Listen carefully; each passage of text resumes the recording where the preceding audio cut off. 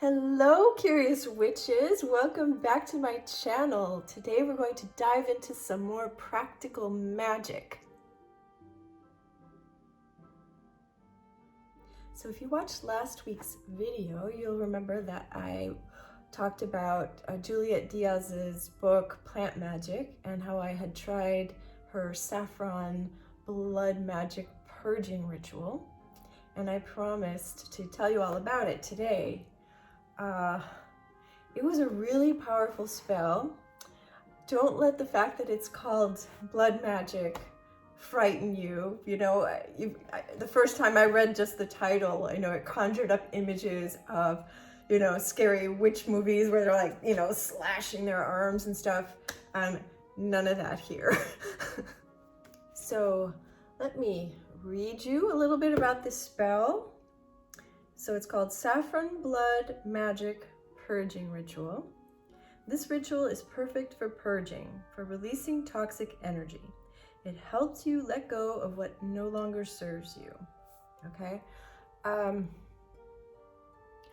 I did it because I was told a few weeks ago that there was some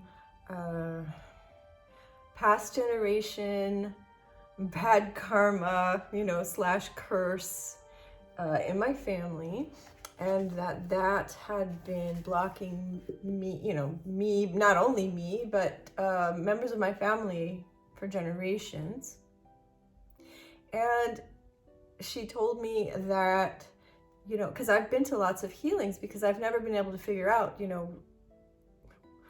what had been blocking my progress, no matter what I've tried throughout my life. And anyway, so I've been to lots of healings, and it's always sort of like, meh, like not the best results. And, I always blamed myself. But anyway, this woman says to me, and she had no idea that I'd been to healings, but she said, you could go to as many other people to heal you as you want, but only you are strong enough to clear it.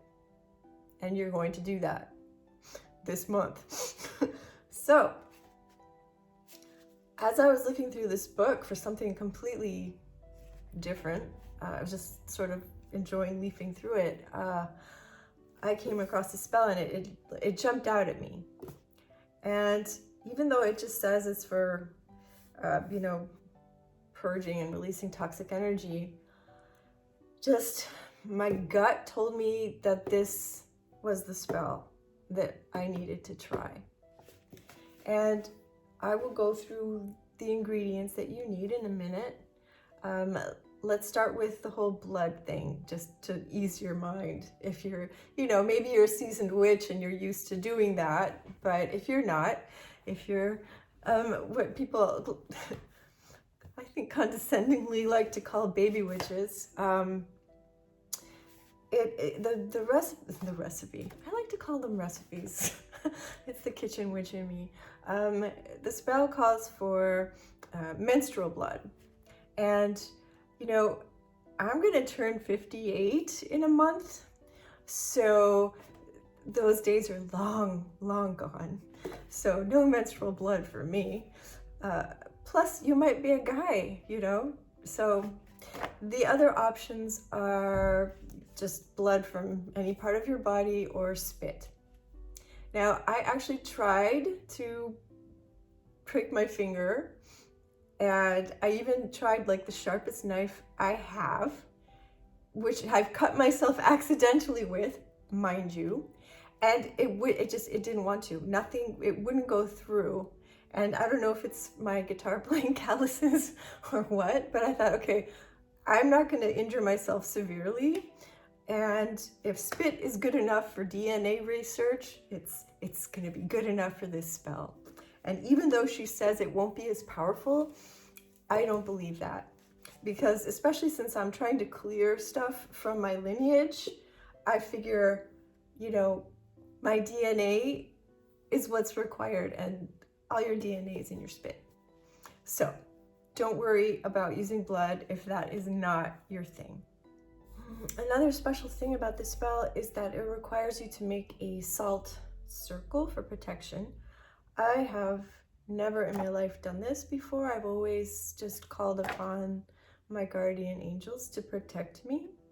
But I thought, you know, in for a penny, in for a pound, I'm gonna do the whole thing because I don't want to like just sort of half do it and then complain that it didn't work. And plus, it's a fun, sort of gets you into the whole mindset of doing the spell. So don't skip that. So let's go through this spell and see what ingredients we need. You'll need half a tablespoon of pau d'arco. Pau d'arco is used for healing, purification, and happiness. So in the case of this spell, I would, well, all three, right? Because once I'm unblocked, I'm going to be so happy. I was able to find it just in my health food store as a tea. It's just the bark of a tree. And it's also got, if you're, you know, a green witch or an herbalist, you'll know it's got also purported healing properties. Do know though that it can be toxic in large quantities, and studies have shown that the quantities needed for medicinal purposes are toxic to human beings. And also know that if you make tea from it, you can use it like spiritually, but as far as physical healing, the ingredients in pau d'arco that are physically healing are not soluble in water, so the tea ain't gonna help you.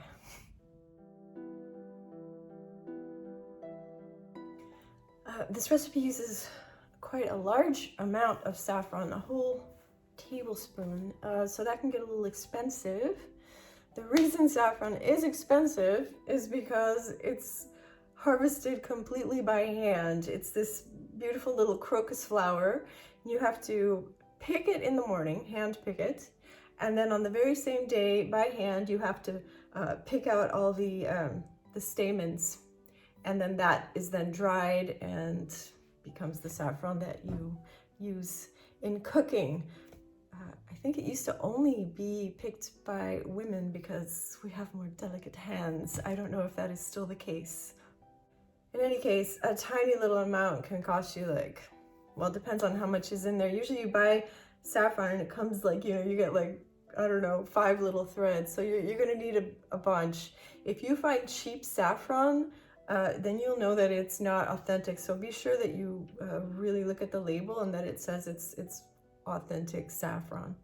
So saffron is used for moon magic, abundance magic, blood magic, and love. I'm using it obviously for blood magic, but also for moon magic. I've always felt very, very close to the moon. She's always, I don't know, it's just me and the goddess Diana, we're like that. And I did the spell on the night of a new moon, and I felt like new moon was a good night to do it, because for me that sort of meant like a new, clean, fresh start, a new beginning. Even though they say, you know, the full moon is when you should be letting go of stuff, and sure, that can work. For me, it's always kind of been the opposite. Instinctively, intuitively, I've always gone to a full moon to ask for things, and that's when it works. And when I started doing what, you know, the books say or the people say, you know, of letting go at the full moon and asking for things on at the new moon, it wasn't working as well as it used to. So if you notice that happens to you, try switching that up. The spell also requires a bowl of water. I used full moon water that I had saved in my refrigerator. I thought, okay, that covers all my bases. I'm doing it during a new moon, and I'm using full moon water. But of course, you can just use any water that you have handy if you don't have moon water. 3 red candles. I'm not entirely sure why she chose red candles. So I did a bit of research because I've always thought of red candles as being about love. Although in combination, there's also, you can use them in combination with the black candle. Anyway, they're not just for love, power, passion, positive energy. If you are doing a banishing spell, actually, the red power will give you the positive energy that you need to banish any malevolent force that's wishing you harm. And they're also the color of blood, so maybe that's why she chose them. Double meaning. 1 tablespoon of tobacco. Tobacco is also used for healing and banishing. Also, a little side note, I know that really throughout history, a lot of cultures have actually used tobacco as an offering to their ancestors, an offering to the spirits, to ask them to come. So I felt like that's also what I brought into the spell, that, you know, that was kind of a thank you or an enticement to draw in my guardian spirits. A handful of rose petals. Roses are all about love, protection, and intuition.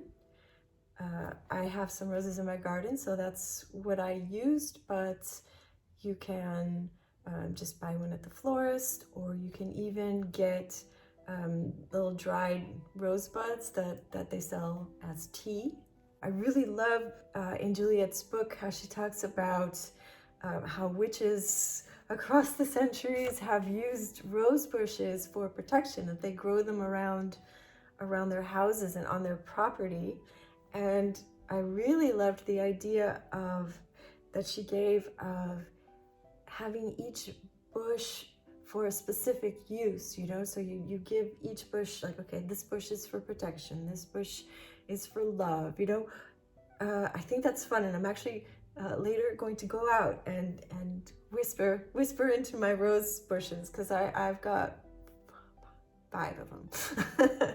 So I will, and they're all different colors, so I'm going to give them each a different purpose.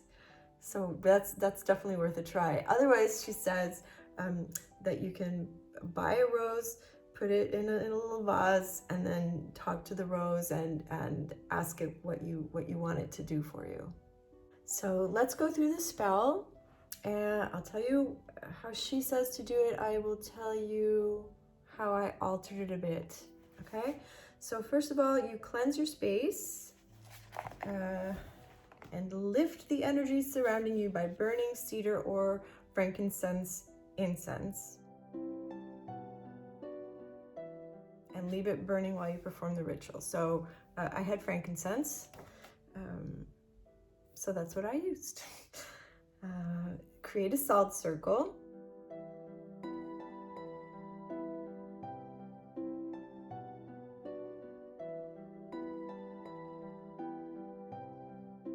While you're doing the salt circle, you think about your intentions, you know, that this is going to protect you. And the salt circle should be big enough that you can sit in the middle and also have space for all your stuff, your candles, your ingredients, your bowl, you sitting in the middle and, you know, not catching on fire. So now she's saying to set your bowl of water and a bowl of salt in the circle. Light your red candles and place them inside the salt circle, and you're making a triangle. So 1 in front of you and 2 behind you in a triangle.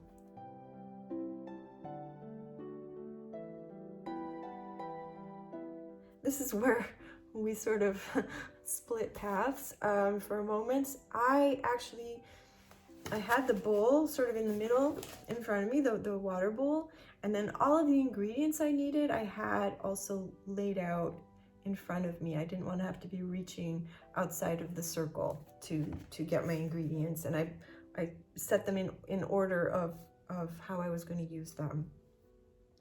I think maybe that's the kitchen witch in me. You know, I did my mise en place of spell ingredients. So next, you know, after you lit your candles, she tells you to sit quietly, relax your mind and body, and then you're envisioning things you want to release. Whoa, whoa, Nelly. I never start any spell, ritual, intention setting, manifestation without meditation, even without first grounding myself and connecting. And this is what I did. I ground myself by imagining I visit the center of the earth, connect with Mother Earth, bring back her energy into my body. I call on source energy. I bring that energy in through the top of my head. I mix them in my heart. This time actually was really cool. I'd never seen this before. When I went into Mother Earth, it was all made out of this white crystal, which I'll show you. This is the crystal I was talking about. It's called selenite, and the entire floor was made out of it in my vision. It's used to connect to spirit, and I saw that was like the whole surface of the, you know, cavern I was in. And usually I envision source energy as like this point in the middle of the universe, and the, you know, the energy's coming down in a stream. This time it was like really cool. This time it was like it was coming from every direction. It was like there is no center, it's everywhere. And it was like these like lines of light all like speeding towards me and just coming in everywhere. So that was really different and special. And then I decided, because I was working with the moon, I would also connect to the moon. So I asked the moon to also help me with the spell. And then I called on Archangel Michael. I called on Raphael. I called on my guardian angels. I called on my spirit guides. I called on my ancestors. And I called on sort of recently deceased loved ones, like my father, for example.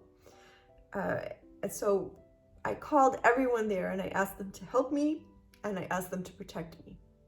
You don't want to just start a spell. You need to get into the right mindset, right? So you've called everyone, then you really want to get into almost a trance-like state. So while you've got all these energies, and you want to really just breathe deeply, breathe slowly, you know, get into that sort of meditative alpha or even lower state. And then you start to visualize what it is you want to let go of. You may not even know what you need to let go of. I had a vague idea because somebody said to me that it was an ancestral curse thing.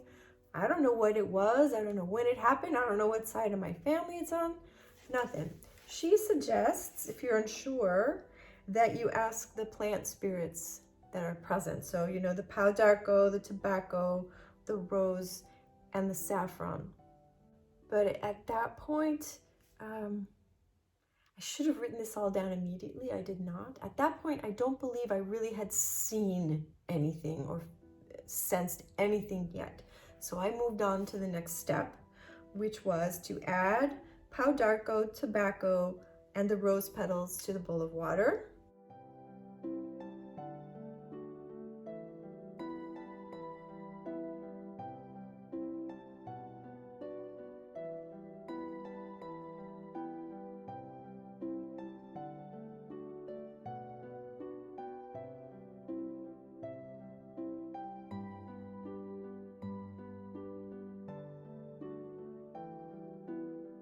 And thank each of them for being present with you. So I did that. Then you add the saffron.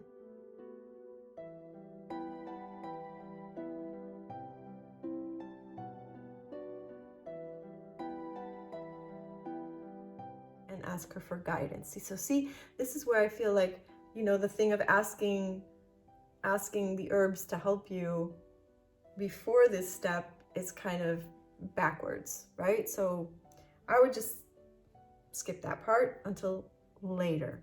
Okay, so you add the ingredients, you ask them for guidance, and you thank them for their help. Okay, and then you hold your container of blood or spit, in my case, in your hands, and I would just like hold it in front of your heart and just imagine you're sending loving heart energy into that container. And then you're going to ask it to help you to purge and release. Okay, and then you pour that into the bowl of water. And then you add a pinch of salt after that into the bowl.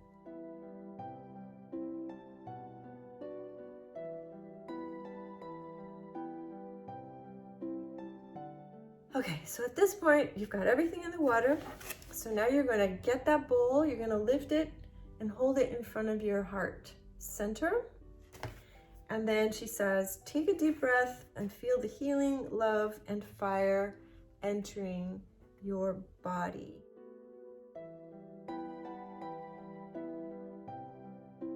I did this, I held it there for quite some time, taking deep, slow breaths. So you're breathing, taking a deep breath, and then you're breathing out twice as slowly. Yeah, so say you breathe in for 3, and you will breathe out for 6, right? So you're just getting more and more and more relaxed. And then you raise your bowl to the sky, and you say, I did not do this word for word, but you would say, I call on my guides, ancestors, and angels to come through and help me surrender to my own healing. You can do that. I had already called them all. They were all there, but I did ask them at that point to help me, okay?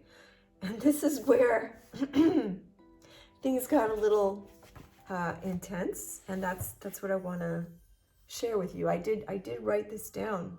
At this point, when I was working with the bowl, I suddenly felt this like really intense pain, and it was like between my shoulders and down to the middle of my back. And it was really intense. It was almost unbearable. And then, okay, so I'll just tell you what I wrote. At first I figured it was because I was sitting on the floor, and I'm prone to backaches. But it was different. It was a searing pain that got more and more intense. And then I heard this high-pitched female scream. And it just went like on and on and on. It was like, and it was connected to this pain. I knew it. I knew that this pain was connected to this scream. And I started breathing differently. And I was like this. I was like breathing like through your, like that kind, like through your throat. And I took a really deep breath, and I just was like breathing out like in long, slow breaths, like I was releasing it, like this was all coming out of me in this way. And I was asking at the time, I was like asking my spirits to help me. And I asked, please help me. What's happening here? And I asked them, what is this? What is this? And I only heard one thing. I heard, you don't want to know. So it's like, ooh. And my heart was pounding. It was almost unbearable. And I felt like I was in a trance. I really did. I was rocking. I was just in this trance. And then it just got louder and louder and louder and more and more and more painful. And then it stopped. Like it just stopped. Like someone had blown out a candle or something. And that was really intense. And for a few days after, I was really curious. I'm like, what was that? But in the end, I just decided, you know what? I'm going to respect the fact that I was told that I didn't want to know. And I realized, what if it's, well, obviously it's something super traumatic. It's obviously from a past lifetime. And if I don't know what it is, then I'm going to start obsessing about it and thinking about it, and then that's going to make it impossible to release. So I decided, okay, I'm just going to let go of that need to know what it is. What I thought was really amazing was that the pain that had been so almost unbearably intense was gone. It was just gone, vanished, poof, like nothing ever happened. And I mean, my back is never pain-free, even on the best of days. So I was like, whoa, what just happened here? Obviously, I've been carrying something on my back for a really long time. So anyway, I sat there for a little while longer, but I realized, okay, it's done now. It's done now. So when it's done, you blow out your candles, you pour your bowl of water into the earth. First of all, I started by cleaning up the salt circle. I have looked everywhere. I don't know if any of you have read anywhere what the heck you're supposed to do with the salt left from a salt circle. I don't know if there's a special protocol that goes along with disposing it. I could find absolutely nothing. So, and I tried sweeping it up with with a dustpan. That was just a mess. That didn't work. So in the end, I just vacuumed it up and forgot about it. And the bowl, I went out into my backyard and poured the whole thing behind a bush where no one could see it. So after I was done cleaning up, she suggests that you have a cup of soothing, grounding tea. And what I ended up using it's from Pukka, and it's called Peace. And the reason I chose this was because it has ashwagandha in it, and ashwagandha is very grounding. And because my whole life I've been very, very connected to the spiritual world, I have a hard time keeping my feet on the ground and my head down in here instead of up there. So I need to do a lot of grounding all the time. And this tea worked a charm. So that night I slept like a baby. And I woke up feeling like really refreshed and energized, which I hadn't for a while. What was really also notable was whenever I do a spell, I get what I like to call a spell hangover the next day. So I'll feel burnt out and no energy. And after I did this spell, the next day I was like hyper. I was so full of energy. It was like I was in a manic state or something. I had so much energy. So, whatever that spell did is like, wow. Because I'm in general a low energy person. Anyway, I need to ration my energy. Man, I was over the top energized, and not just for one day, but for like 3 days. And after that, I was just sort of normal, but still like just feeling really good, really like a weight was lifted off of my back. I've been feeling much better ever since I did this spell. And I've been having for the past week also like all these really vivid dreams, also being visited in my dreams by loved ones who have passed, which that's not something that usually happens to me in my dreams. There's a warning at the beginning of the spell saying that it's very intense and that it would take about a week to work itself out, and that you might get very emotional. And I was going on la, I'm fine, I'm not emotional. And then day 4 hit. And then all hell broke loose. And I've been having all these intense dreams, also just about things I was clearing. It was bringing up all these things. And then, so 4 days later, things weren't going my way. Like it was a Sunday, and that's when I shoot 2 very long tarot reading videos. And as soon as I was ready to start, it had been quiet the whole day. As soon as I was ready to start, boom. The neighbors are having parties, more than one neighbor, mind you. There's dogs barking. There's this crazy ice cream truck I've never heard before, really, really loud, that kept driving around and around in circles. I mean, it was impossible to film.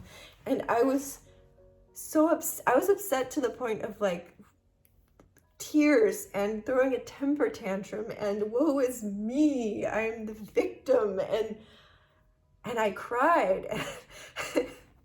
And then finally everything quieted down. I was like, okay, I can film now. The minute I pushed record, my phone rang. I was like, and I answered it, and it was my mother. And I thought, okay, you know, I give up. I give up. Obviously, I'm not supposed to film right now.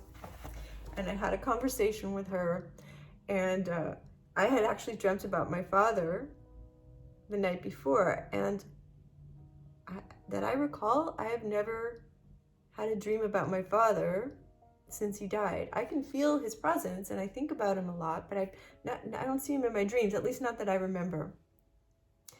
And so I told my mom about it, and we started talking about him, and all of a sudden I got really emotional and teary-eyed. And that was also a release for me. You know, when he died, and even throughout the funeral and stuff, I never cried, which is weird. It was like the opposite. I would go into these like fits of like hysterical laughter instead of crying.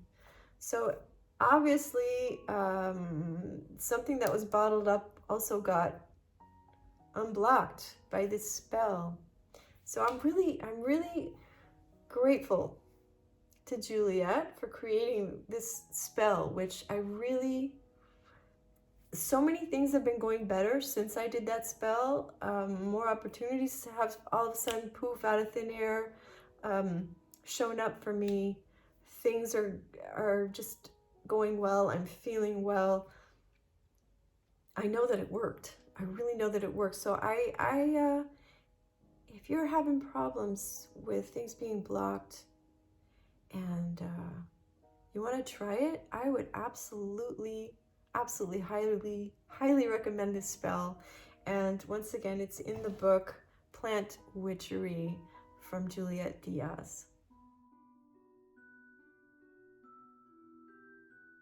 Thank you so much for tuning in. I really love that you're here. I love sharing my knowledge with you. So thank you. Thank you for showing up. If you want to, it would really be helpful to me if you would click a like and subscribe, maybe leave me a comment. By the way, in case you don't know, if you don't watch my tarot readings, I am doing a giveaway for a free tarot reading with me, which is worth $150. So if you would like to sign up for a chance to win, I choose one person per month. The instructions are down below in the description. But basically, you have to like, subscribe, and leave me a comment down below saying that you would like to be entered to win a reading with me. So that's it for me, my dears. I hope you enjoyed this video. I hope, I hope the information was useful for you. I hope you'll try it. If you do, I'd love to hear about it. And that's it for me for now. I will see you again next week or Sunday if you like tarot readings. And remember, the world is full of magic, and so are you.